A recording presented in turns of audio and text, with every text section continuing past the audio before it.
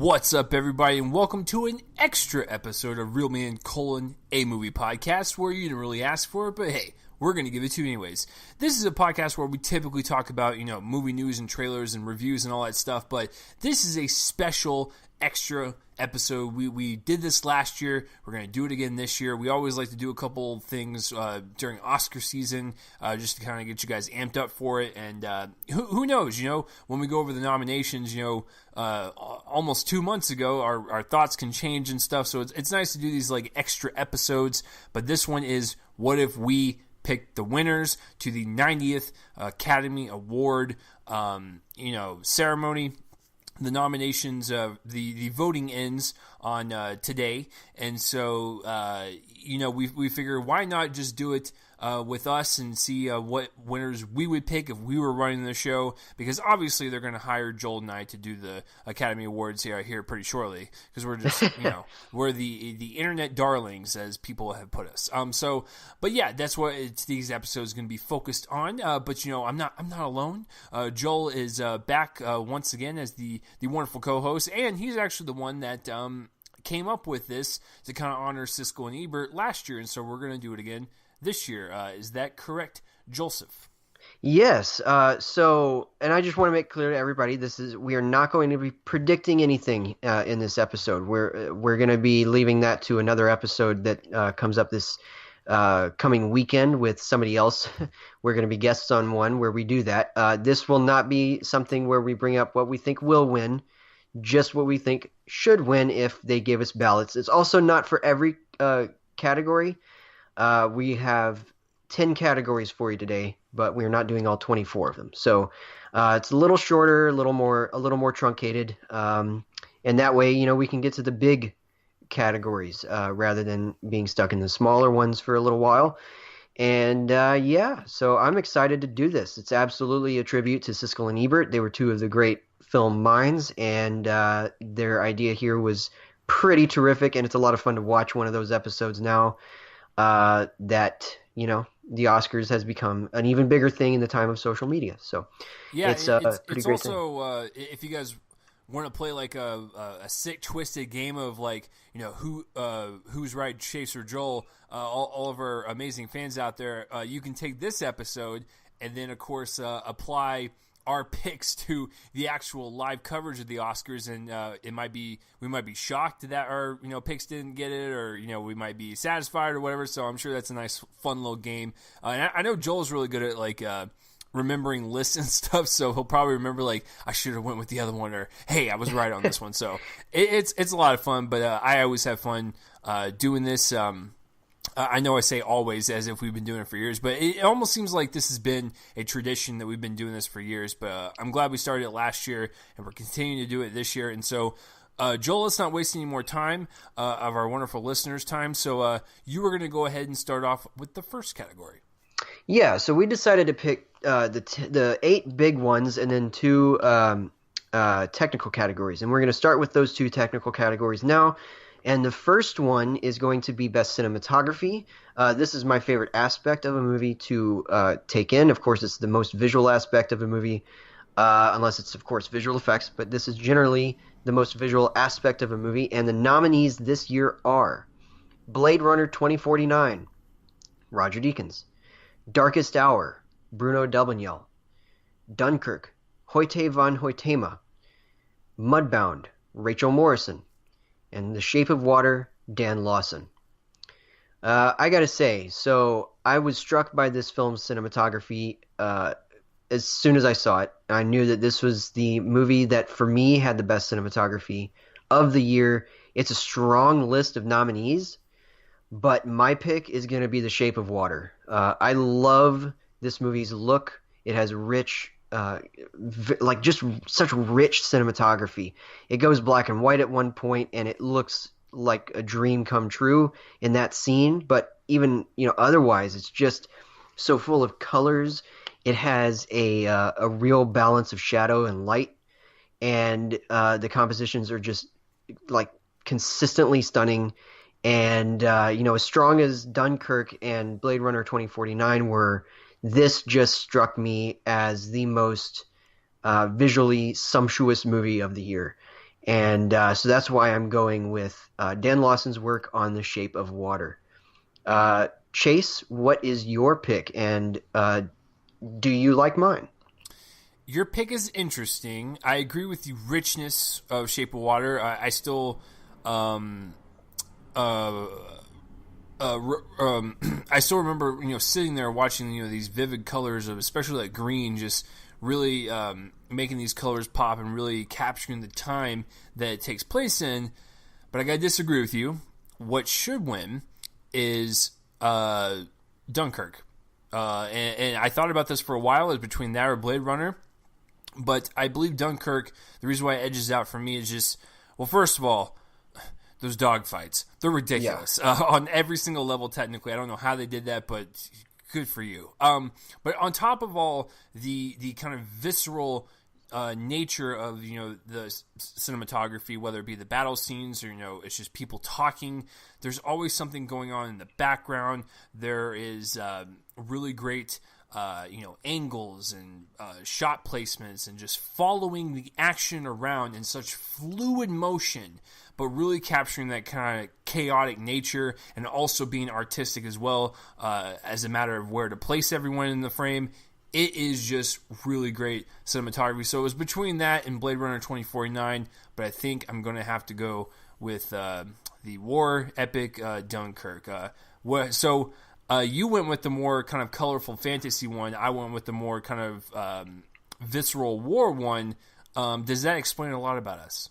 I think it kind of does, actually. I think that captures our essence. It certainly speaks to our tastes.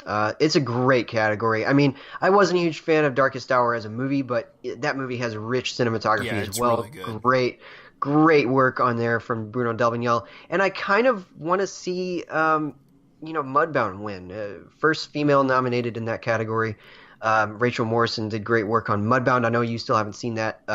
Should probably do that before before we watch. But yeah, certainly great work all around from in all five of the nominees, and of course Deakins, great stuff from him. And yeah, I'm super excited to see what does win. So bring us into our next category, sir. All right, so the one I chose, Joel has his thing with cinematography, which is understandable. This is a visual medium, but I went with film editing. It's one of my favorite categories, period. I suck at it, by the way.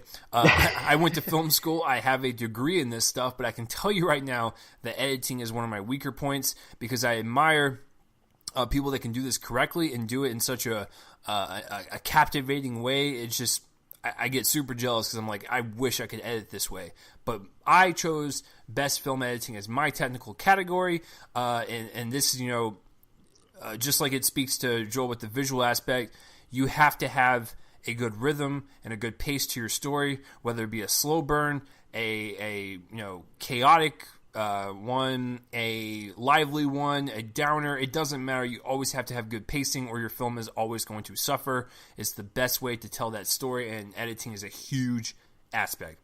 So the nominees are Baby Driver, Paul Mackless and Jonathan Amos, Dunkirk, Lee Smith, I, Tonya, Tatiana S. Regal, The Shape of Water, Sydney Wolinski, and three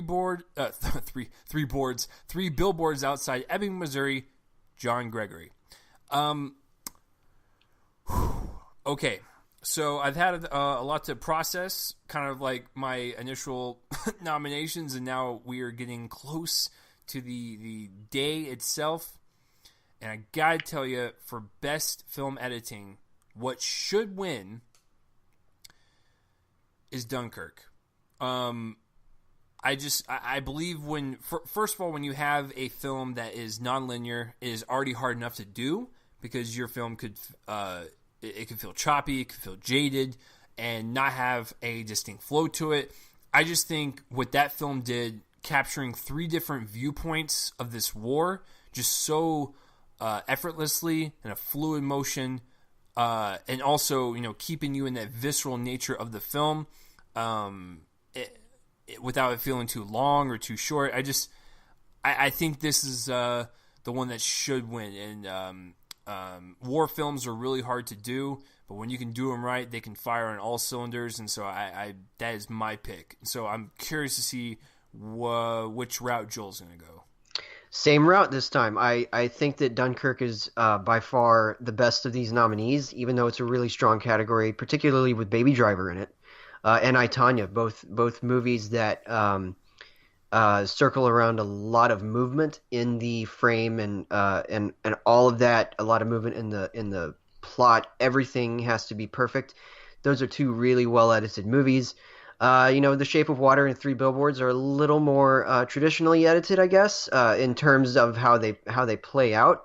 But Dunkirk is the most ambitious film to use Christopher Nolan's ideas about time, because this movie is a cascading war experience rather than something that throws you into it real time. It's some of the best film editing I've come across in years, and it's clearly the best of this nominees. Wow,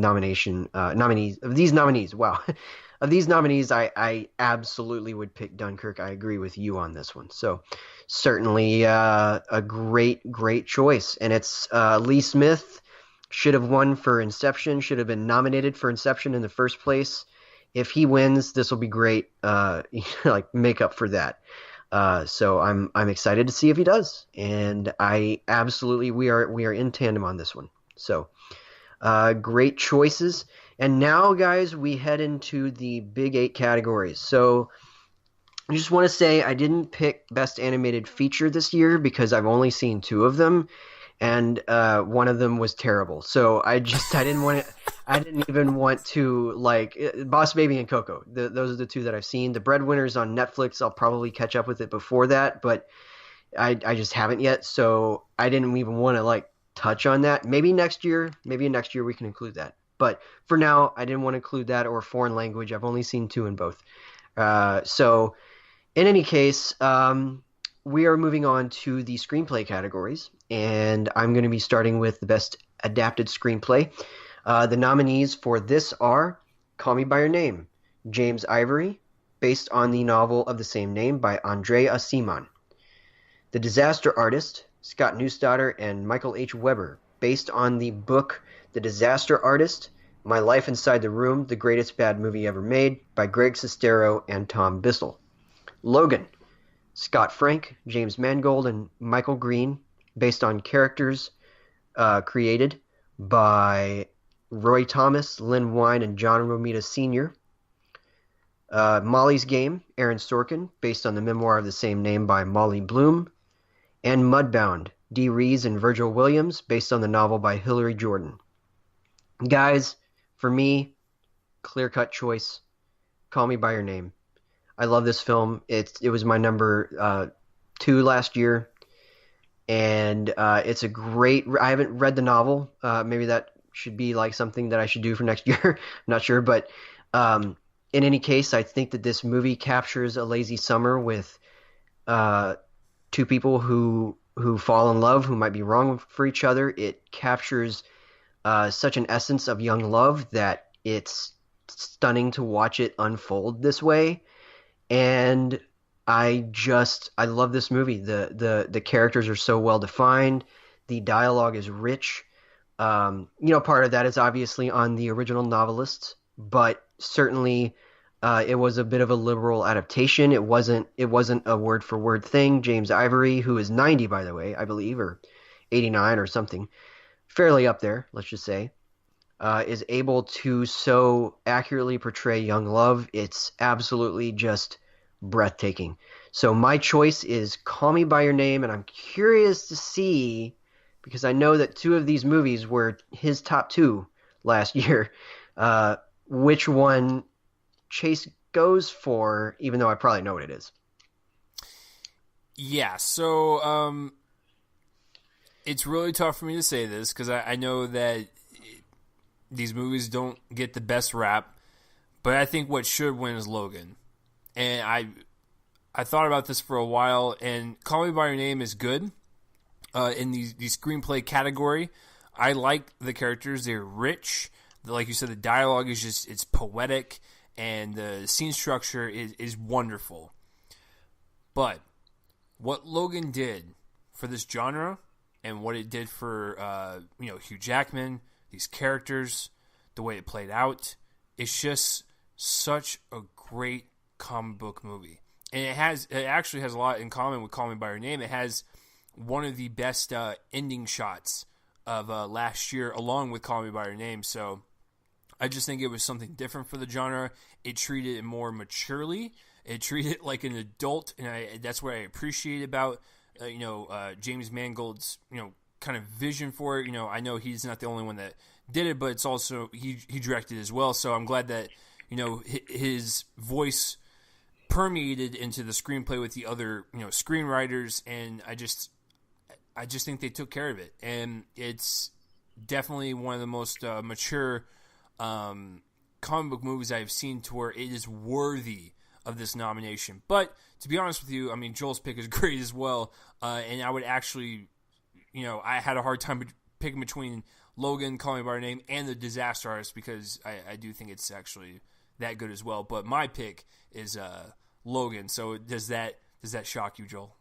It totally shocks me. I thought you hated Logan. I'm just kidding. I absolutely hate it. One of the worst. Yeah.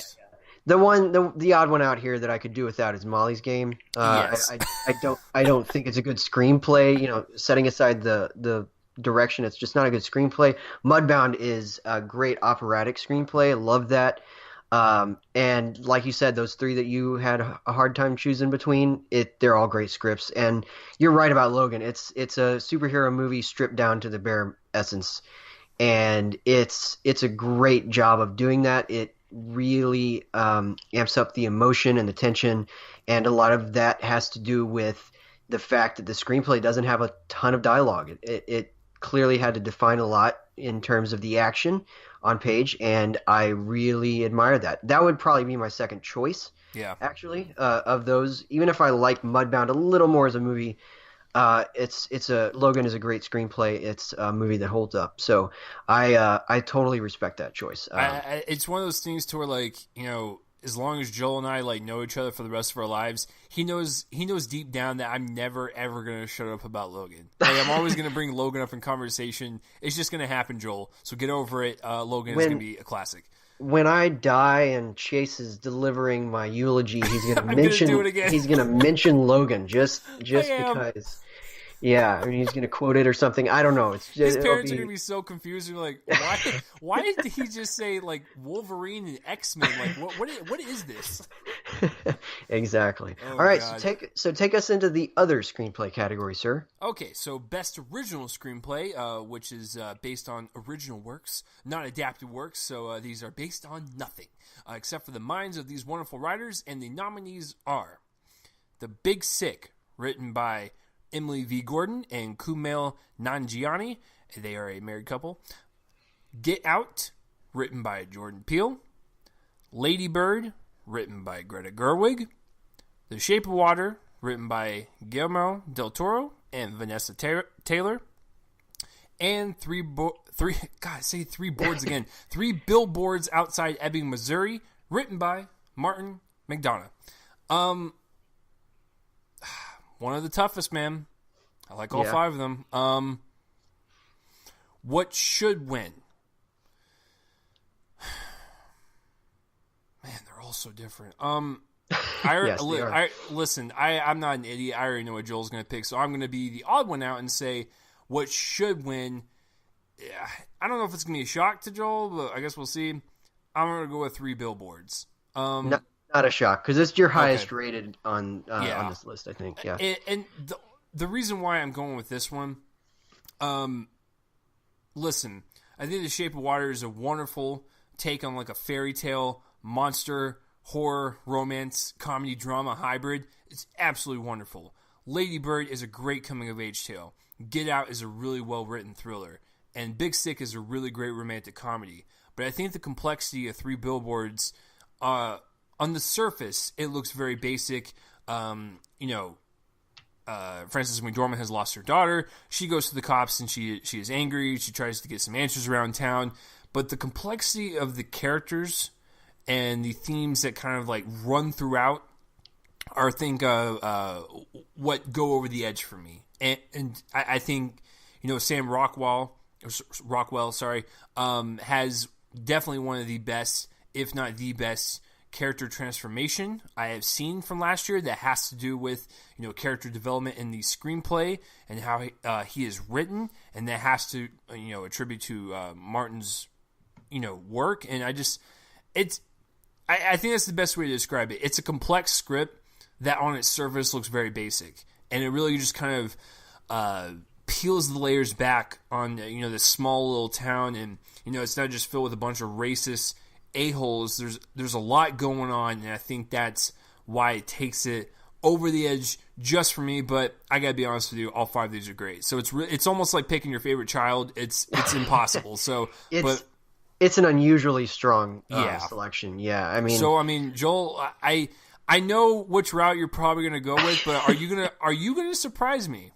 No, I'm not. Okay. I'm picking Lady Bird because this screenplay was drawn from her own experiences. It's not entirely autobiographical, but it's close enough. And it also does a really special thing. I haven't read the whole screenplay yet. It was released a while ago, but I read about 10 pages. It's a great read just to read it. But what she does is she takes her memories and then she turns them into things that feel like they're drawn from memories, if that makes any sense.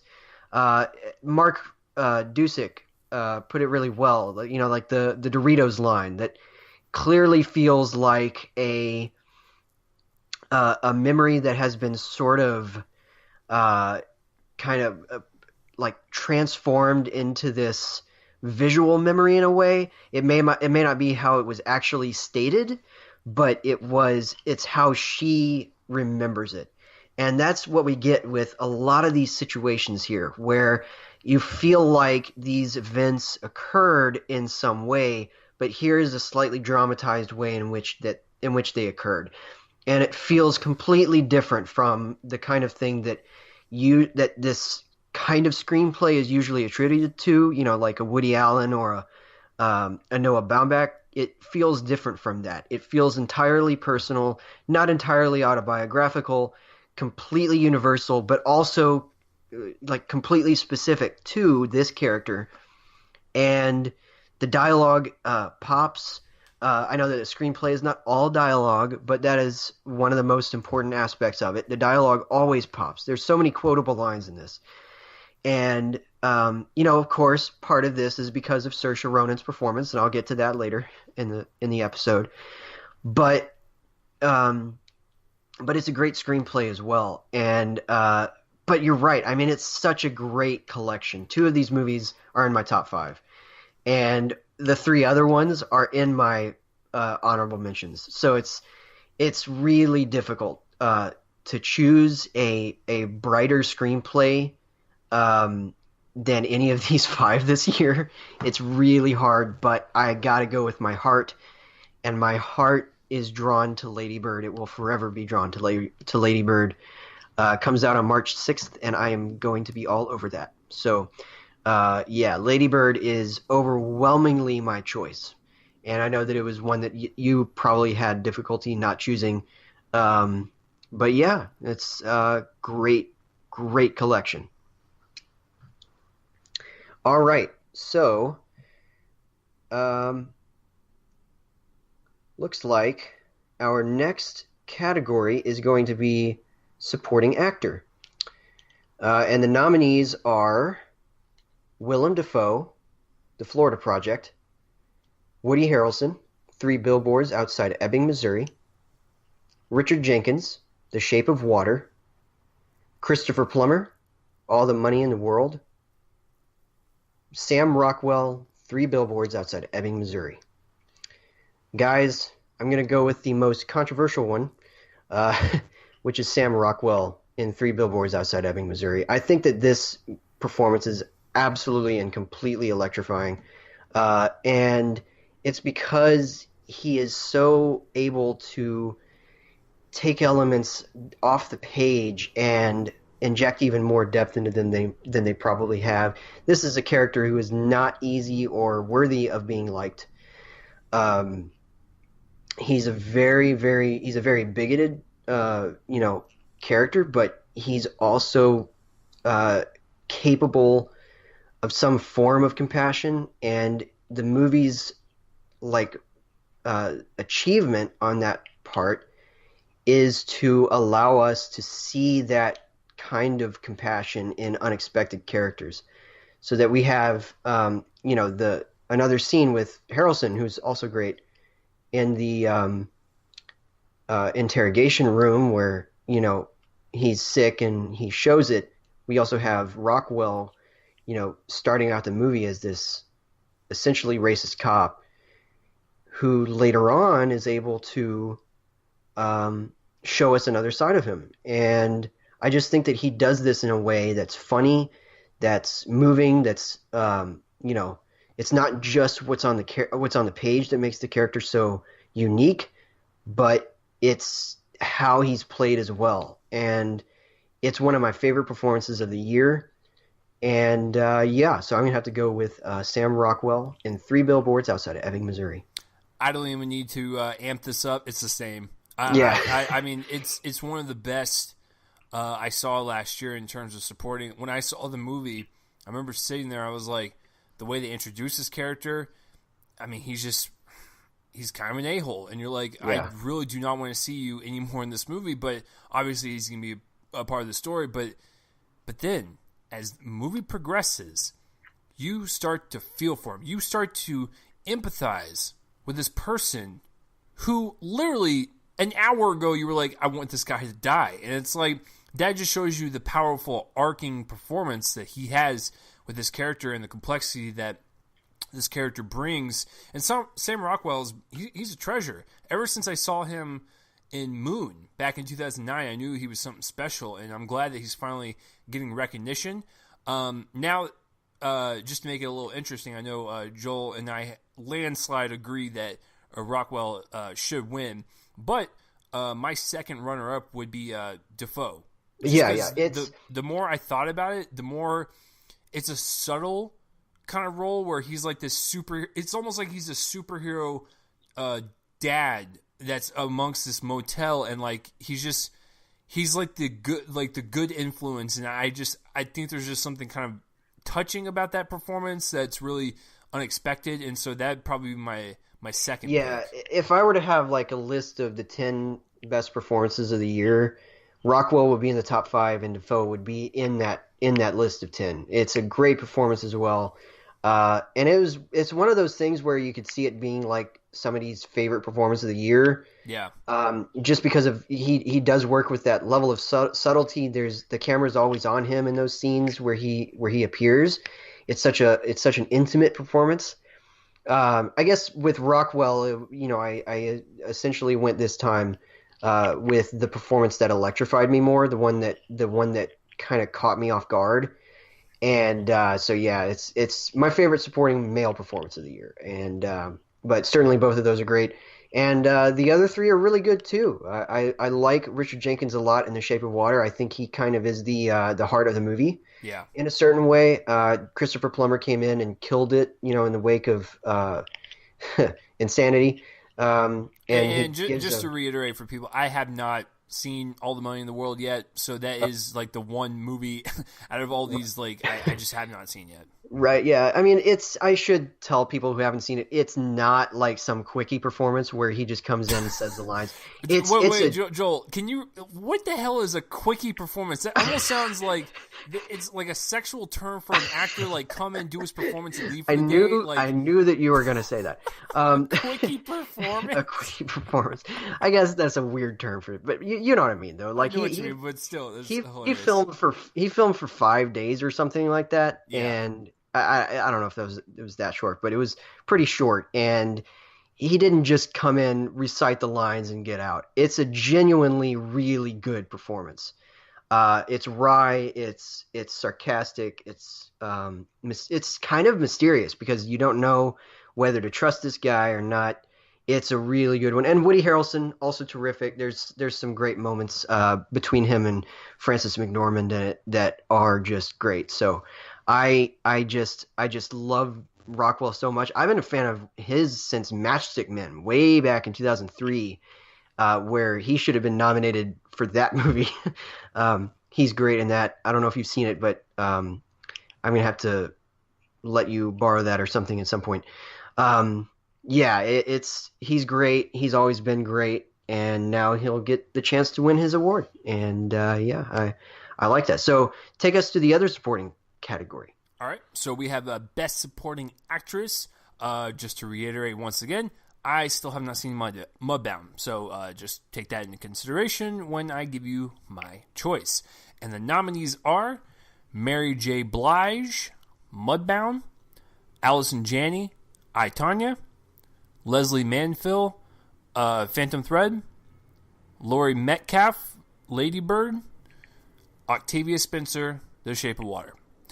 This one's easy for me. Allison Janney should win. I love that performance. It's kind of just unfiltered, unrelentless, just in your face.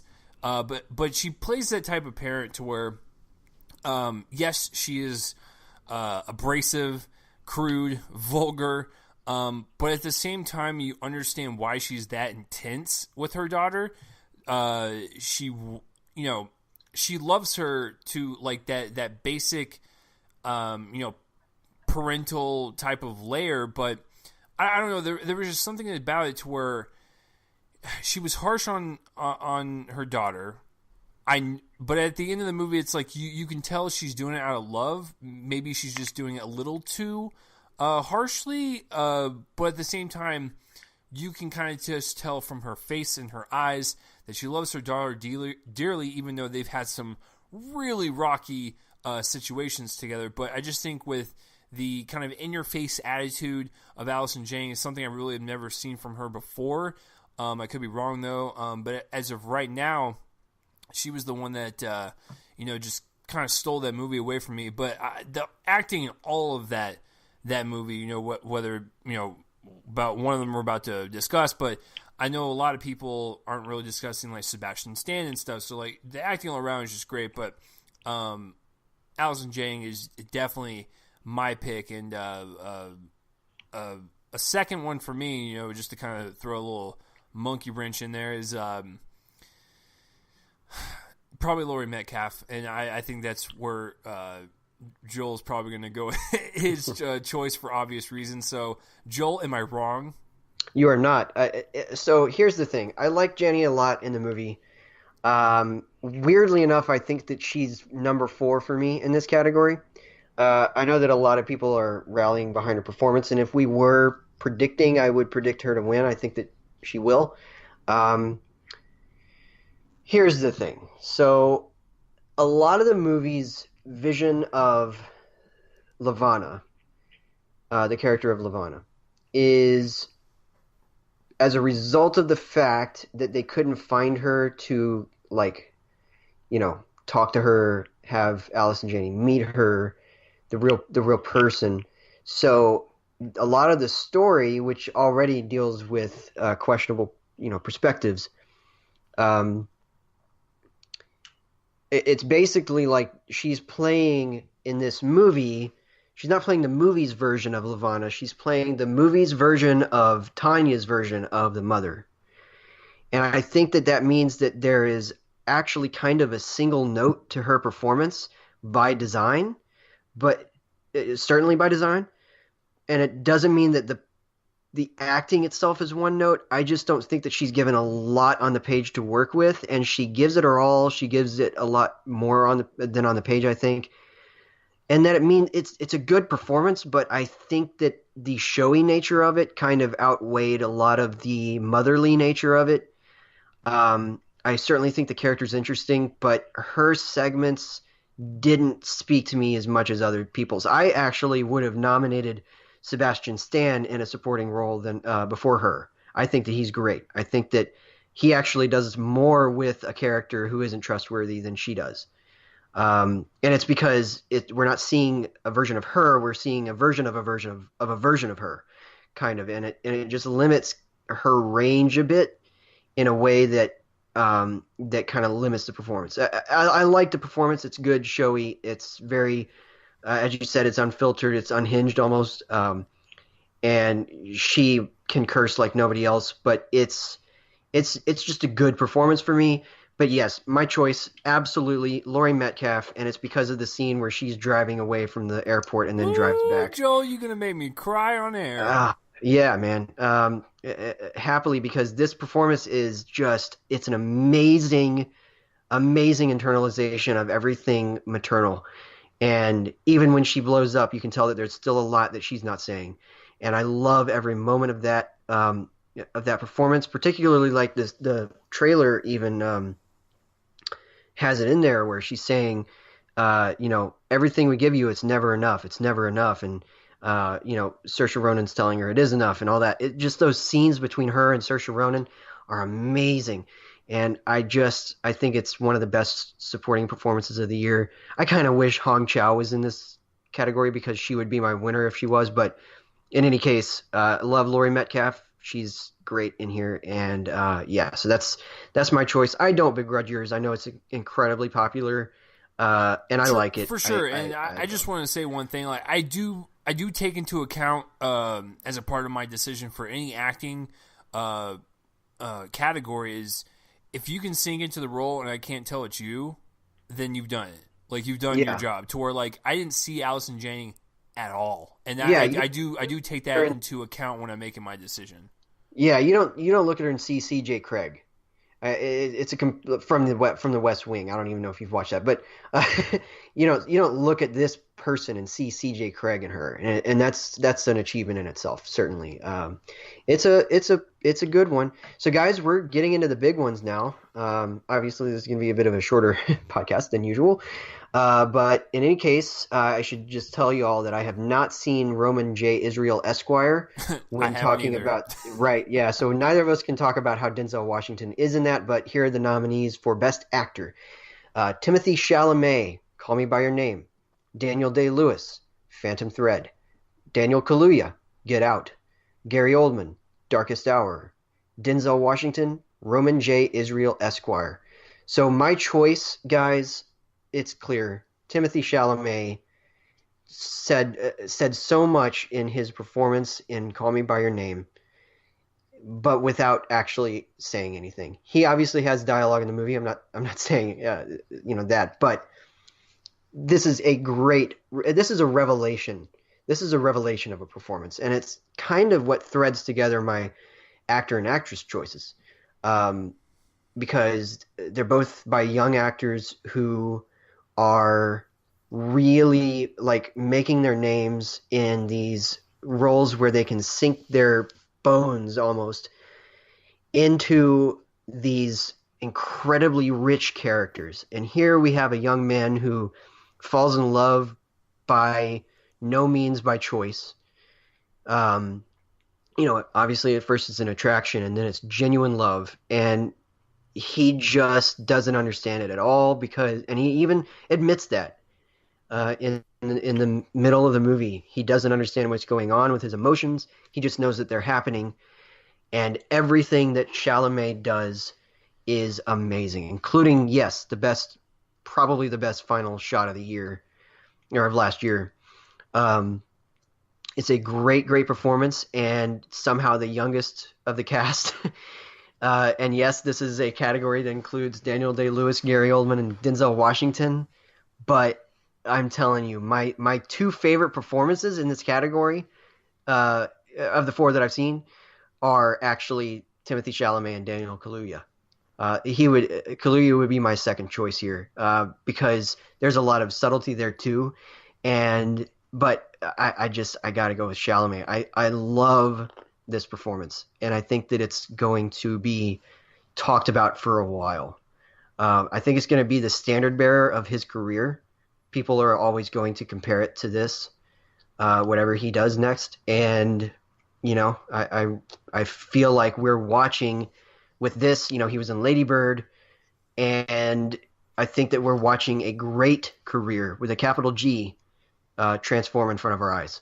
So that is my choice. Timothy Chalamet, Call Me by Your Name. That is also my pick too.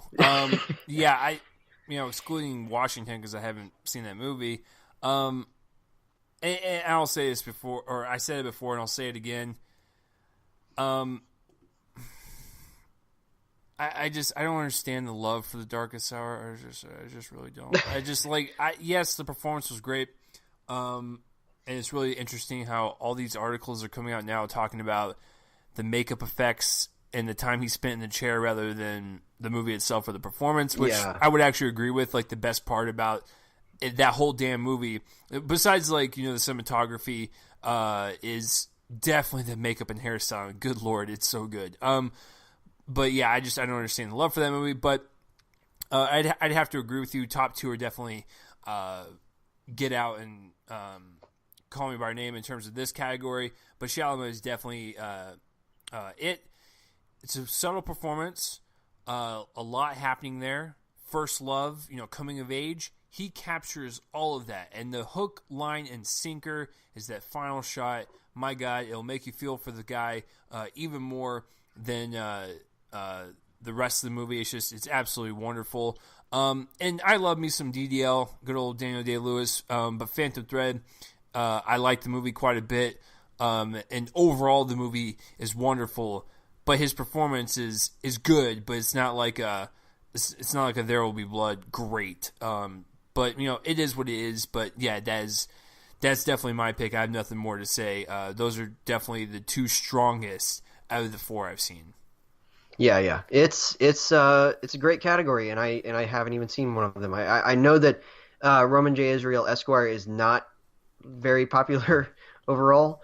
But I have heard people say that Washington is the best thing about it. It's one I plan to see this one before the ceremony because it just came out on Blu-ray and we got it at work. I'm gonna probably rent it. Joel, let me ask you: when is Washington not the best thing about anything? That's true. That's a very good point. Yeah, he's consistently terrific. So.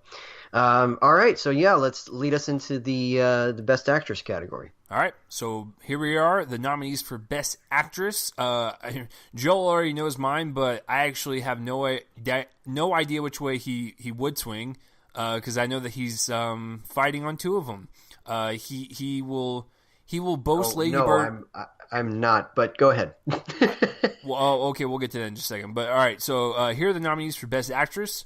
We have Sally Hawkins, Shape of Water, Frances McDormand, 3 Billboards Outside Ebbing, Missouri, Margot Robbie, I, Tonya, Saoirse Ronan, Lady Bird, and Meryl Streep for The Post.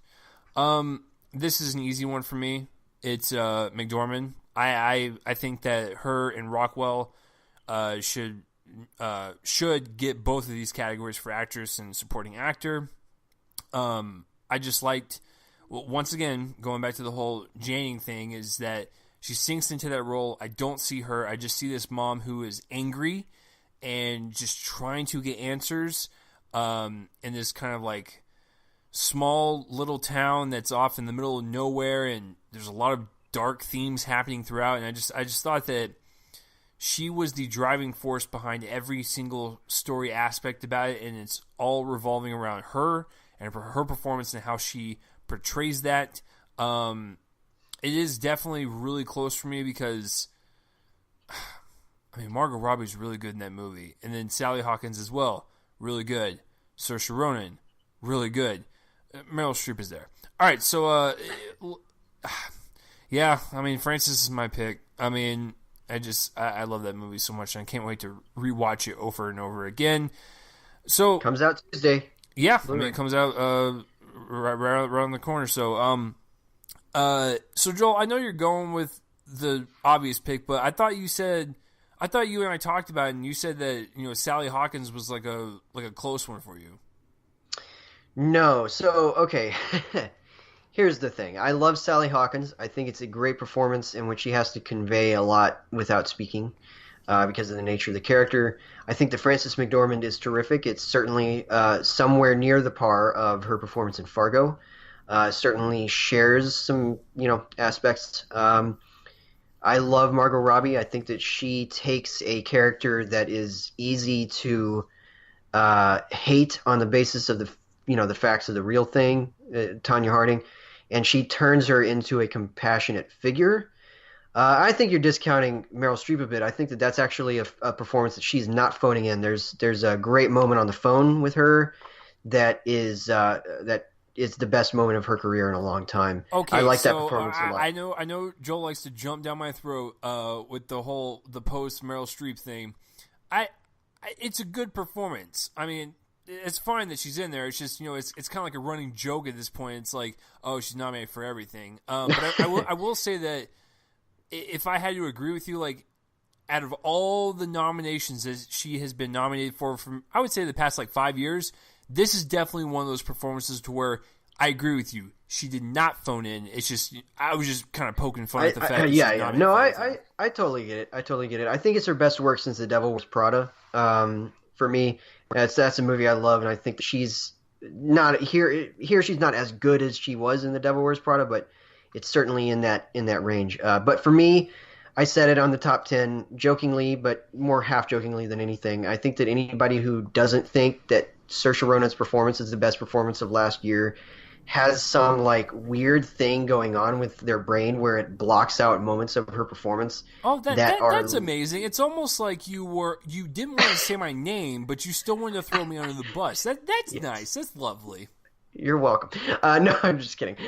Generally, anybody, I'm stunned whenever I see somebody choose somebody other than Ronan. I honestly am, and I know that there's like a subjective quality. Everybody has their own opinion, but I just cannot fathom a world in which somebody watches Lady Bird, anybody watches Lady Bird, and doesn't find that this performance is the best thing from last year. She completely throws herself, a 23-year-old actress, into the body of a 17-year-old girl, makes her completely believably a 17-year-old girl.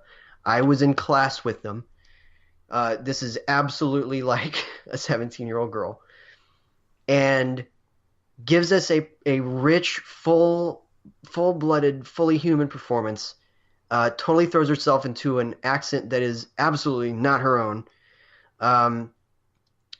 She is stunning here. Like, obviously she's been working for a while, but she's a revelation here. I didn't realize she could be this good, and I saw her in Atonement, where she was great 10 years ago when she was in, preteens and all of that. She was nominated for that performance. Loved her in Brooklyn, which was one of my favorites of 2015. She's great in that movie. But here it was like watching an actress I'd never seen before in this completely like new performance. It was just amazing to watch. And I just can't have my choice not be Saoirse Ronan. It's the best performance of the year. It's the best performance in several years for me. So that's my choice. It's the number one performance of the year across any gender or genre. See, this is why Joel is the co-host, because him and I think so differently on movies. Like, of course, like I just, he knows I'm into the dark stuff. So like, obviously I'm going to go with Through Billboards, but it's just like he's into the more coming of age, like kind of comedy films. Like, so we both have interesting takes on like what we think is better. But that's why, Joel, you and I, we work well as a team. I will say that we on our regular podcast this week intimated at a movie that we saw, and I will say that the main performance from that, it's in this genre, will be hard to displace from my list of best actors. So I definitely gravitate toward these. If you can get a coming of age role right, it's a major event. So yeah. I had the same, like Logan Lerman in The Perks of Being a Wallflower was my best actor pick. Was my best actor pick that year.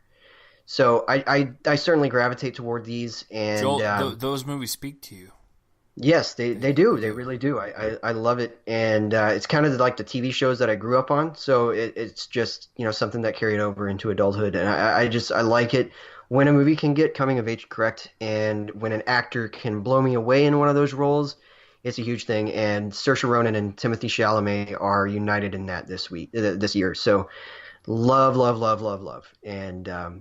And also great mom roles, obviously, for Laurie Metcalf and Allison Janney.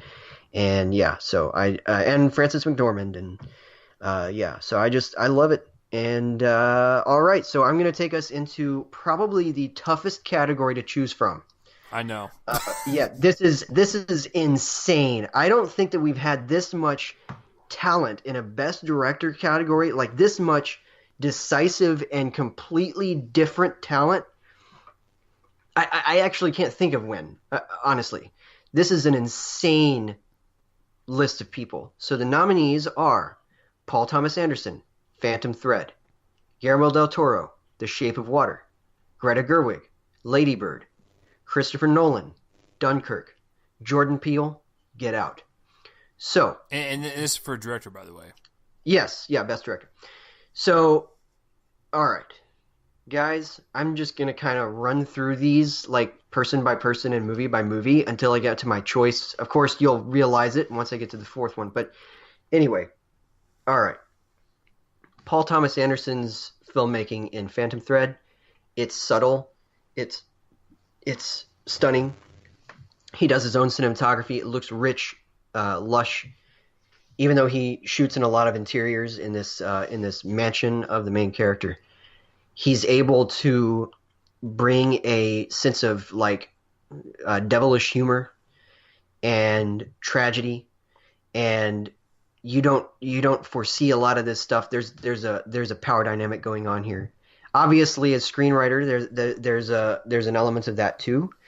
But and I'm surprised he wasn't nominated for that. But anyway, um, he's does a terrific job of control.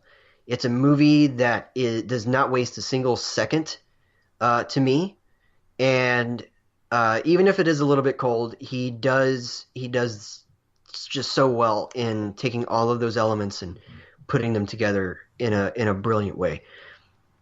Guillermo del Toro, Shape of Water. He basically takes like 75 different genres and puts them into a single movie. And again, if we were predicting winners, which we aren't, but so I'm not going to officially say this, but I would predict him because I think that he's the one who will speak most to the directors who like this type of thing, who experiment with all types of different genres, and puts them together and all of that. It's a magnificent job of doing that. Musical for 15 minutes or whatever, not even that long, but 5 minutes. Cold War thriller, fantasy, love story, allegory for the those who are underprivileged and kind of considered second class.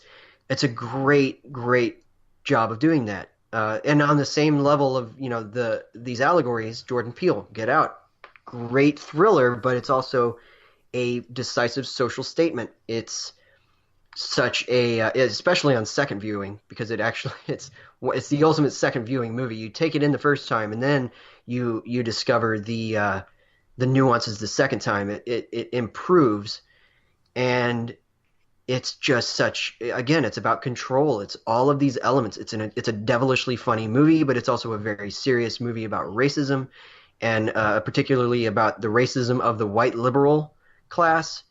And it's funny and it's scary, and it does so well in the horror aspects, and it's just terrific. And it's great ensemble too.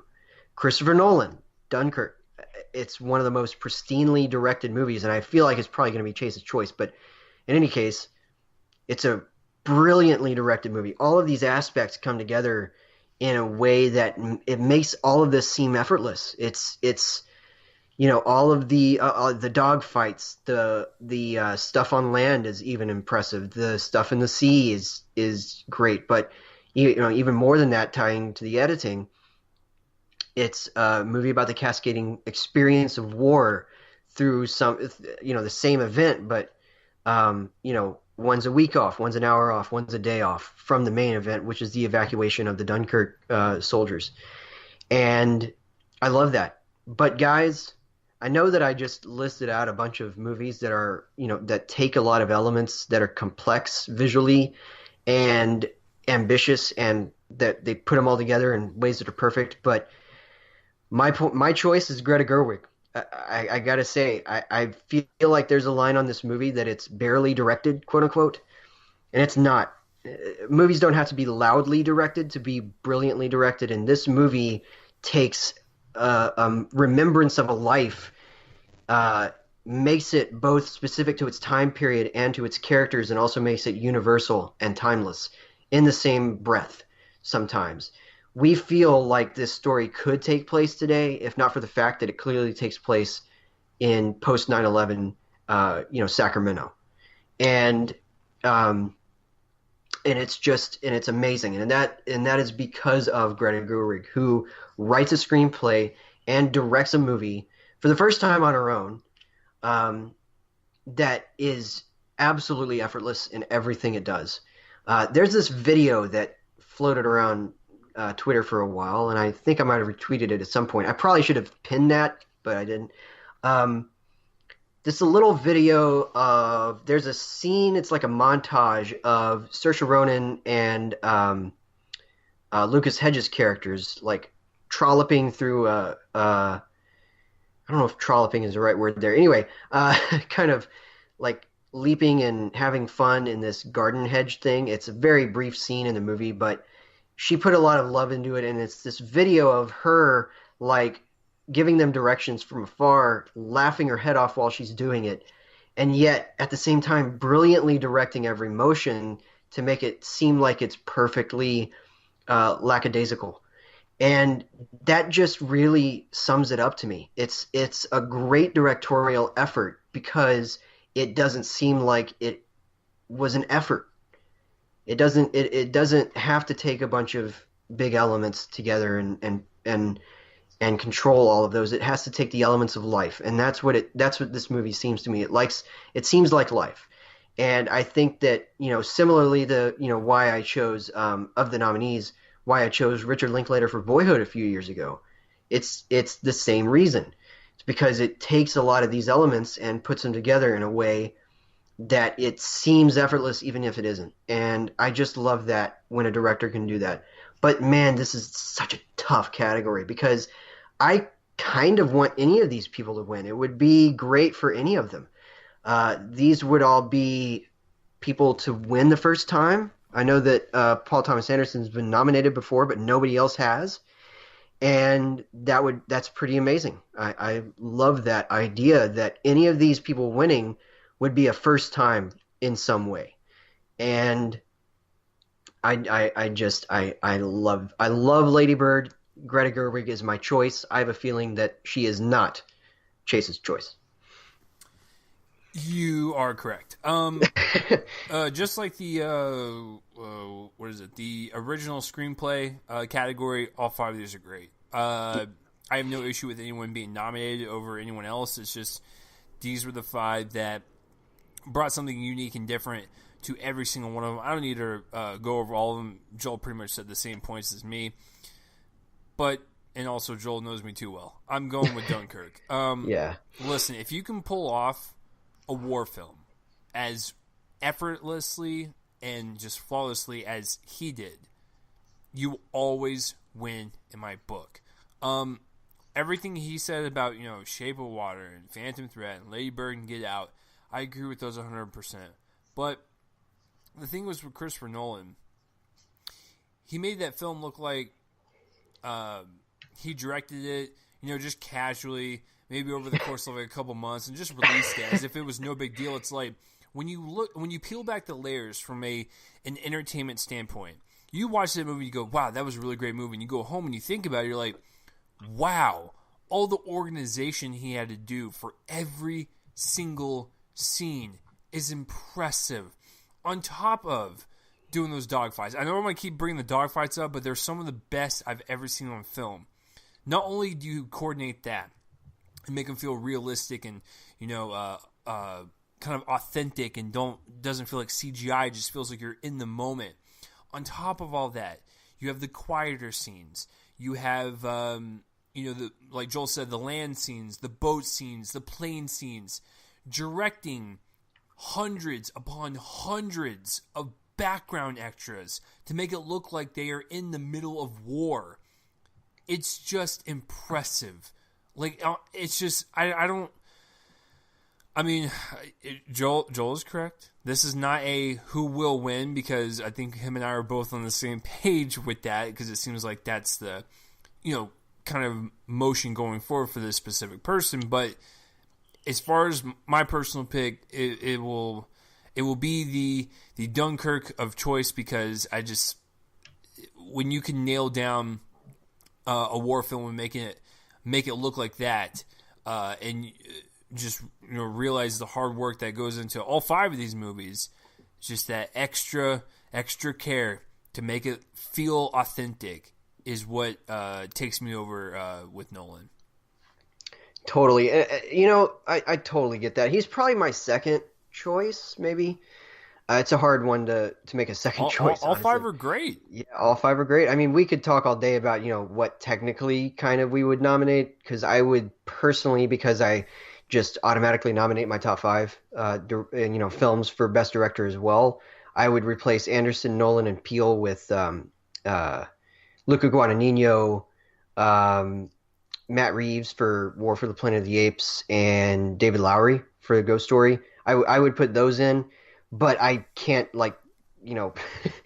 complain about any of these, because they all did a superb job, and it's an amazing array. I would hate to be an actual Oscar voter right now. Yeah, trying to choose a favorite. Like, any of these people could win, because any of them could rally some sort of support from someone.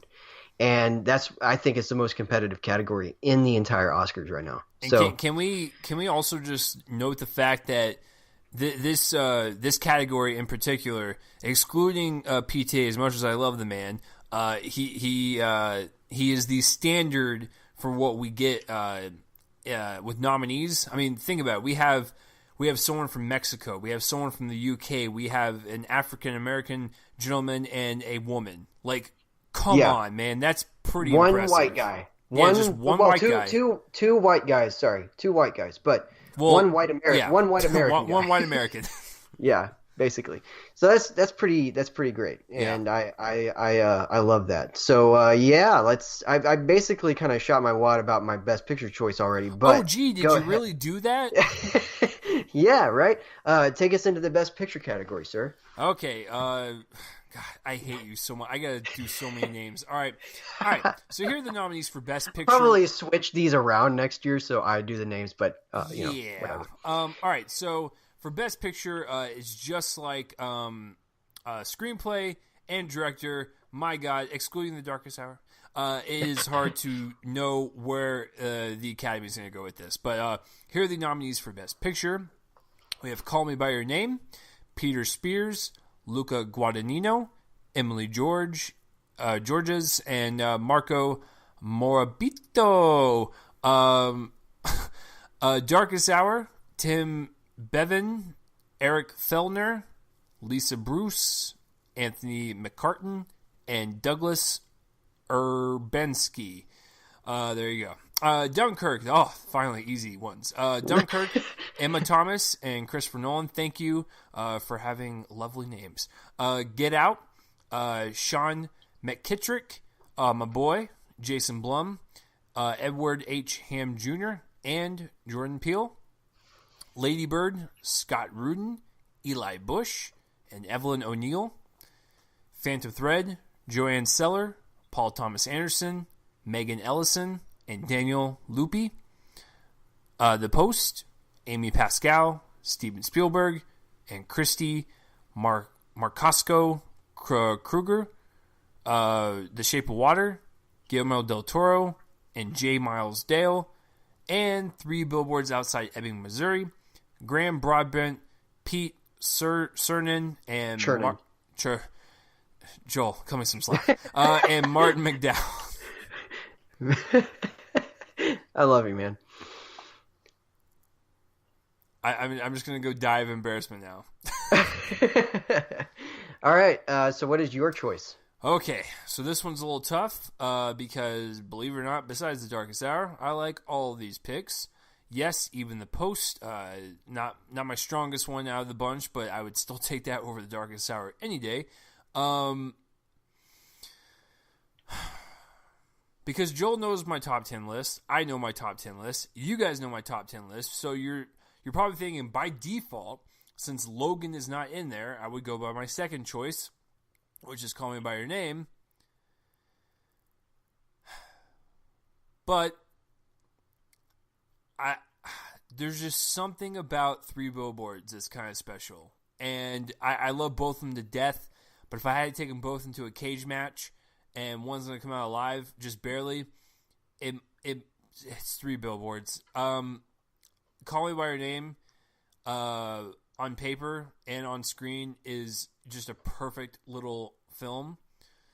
But I keep going back. There's just something about Three Billboards, and it might just be the kind of dark underbelly of that movie that attracts me more to it. But just every time when I sit and I think upon these Best Picture nominees, besides The Darkest Hour, I start thinking about certain scenes and how they played out, and who was acting in them, what kind of dialogue was being spouted, how it was directed. And there's a lot of great stuff about Call Me By Your Name, but there's just a lot more great things about Three Billboards that I just love even more. And maybe I should have put that at number 2, but at the time, Call Me By Your Name was my number 2. I'm not going to change that. I have a feeling that you probably would if we were making the list now. Yeah, that's what I think, is that they would be probably switched. Switched, and it's not. There's no knack on Call Me By Your Name. That was the most recent one I saw, but I actually saw both of those within a week, so that I shouldn't even use that excuse. But I think as time will go on, I will gravitate more towards that. So what should win is Three Billboards. There is a strong possibility that it might win, but just as far as my personal pick, that's it. But to be honest with you, besides The Darkest Hour, all these have a open shot. This is like an open field. I have no clue which way the Academy is going to sway, because even Get Out has like some creeping up factor about it. So I have no clue. But Joel, obviously it's The Darkest Hour. So can you explain to people why you chose that one over Lady Bird? It's just got such a great concept. It's this sci-fi movie where all of the aliens are invisible. I'm just kidding. Okay. The Darkest Hour. Okay, we're going to make that reference. Yes. No, obviously my choice is Lady Bird, and the reason is because it's the best movie of 2017. That's all I need to say. It's a great movie. I love, most of these choices, as you said, the exception is Darkest Hour. I personally, if I was predicting, I'm going with Get Out right now, but Lady Bird is my choice. I love the film. I think that it's a special movie. It's one of the best of the decade in general for me. I think it's a knockout in every department. And I cannot wait to watch it over and over and over and over and over again, and tell Chase literally every time I watch it. So. Well, yeah, you know what? If I can do that with Logan, you can do that with Lady Bird. I'll accept That's it. True.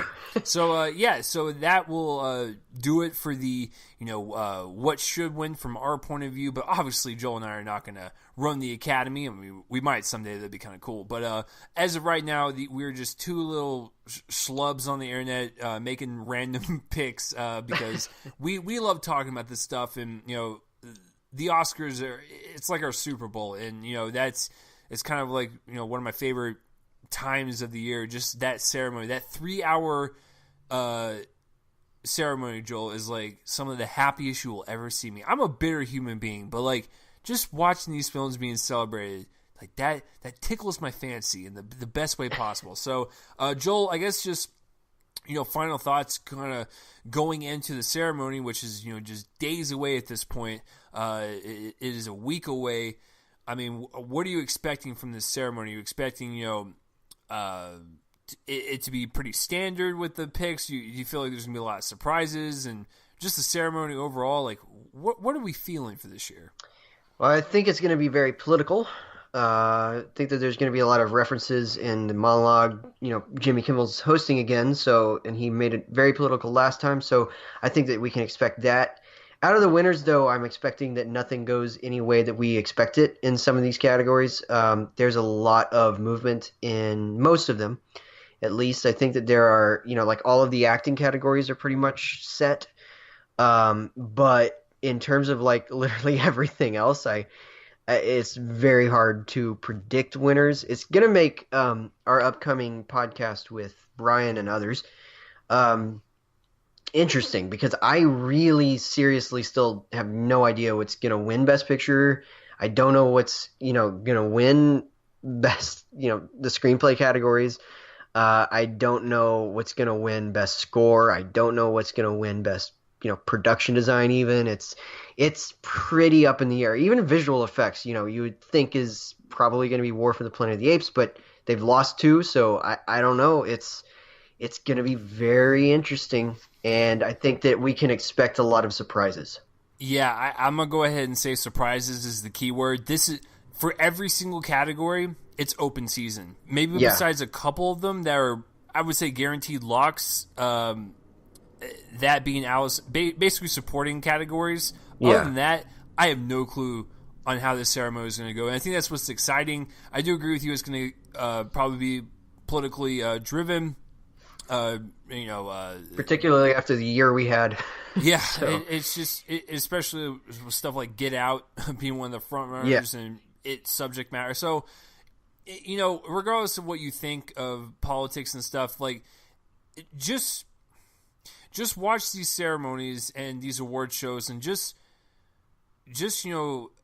kind of bask in the fact that these are for film fans. These are for people that love film. It's just the love of film, and there's nothing that can take that away from you. Like, just let's all come together as one community, just enjoy stuff like this, and obviously have a little fun game with it, and see how many you get right and stuff. It's a good time to celebrate it.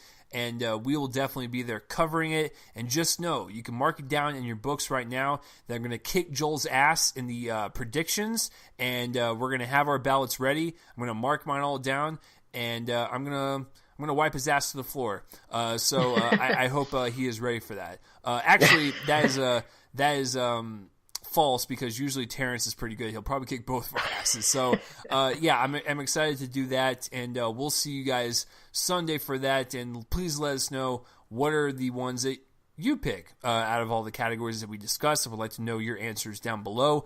Joel, just real quick, where can people find you? You want to plug your social medias? Yeah, you can follow me on Twitter at RealJoelCopling and on Letterboxd at JCopling. You can also find my film reviews at JoelOnFilm.com and also some of them at DallasMovieScreenings.com. That is correct. If you want to follow me on Twitter, it's at RealChaselee. Subscribe to my YouTube channel. Subscribe to this podcast, and you can get our weekly episodes every single Sunday unless something happens, and we'll drop it at a random time during the week, but it's every single Sunday. Just in case if you're new and you stumbled across this and you want to know what we actually do, we do weekly episodes. We will see you guys on Sunday covering the Oscars live.